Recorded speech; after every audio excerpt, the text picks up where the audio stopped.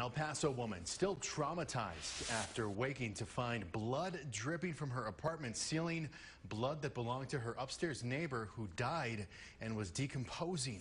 KTSM 9 News reporter Shelby Capp spoke to a disaster cleanup company about how common this actually is here in El Paso.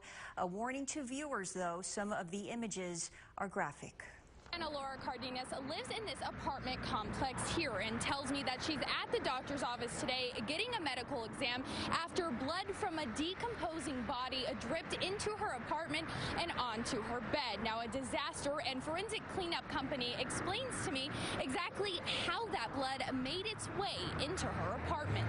Those fluids, just like water, if you have water on an upstairs that has flooded an upstairs apartment, it's going to start to trickle down through the cavities of the rafters and the plywood and the subfloor, and it'll eventually make its way down to the first floor. Oh, mi apartamento está lleno de sangre. Here you can see Cardenas's apartment, the ceiling fan splattering blood on her walls. The disaster and forensic cleanup company saying forensic cleanup at apartments is not uncommon, but says usually the body is discovered before something like this happens, but says there are health risks involved.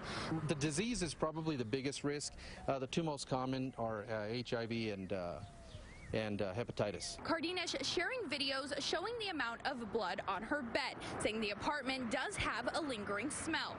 Now, the forensic and disaster cleanup company tells us that that smell should only last for about a total of 5 days. Now, Cardenas is telling us that she did have to get rid of her bed and other personal belongings and is looking for another place to live. You can find a GoFundMe for her on KTSM.com. Reporting in East El Paso, Shelby Capp, KTSM 9 News.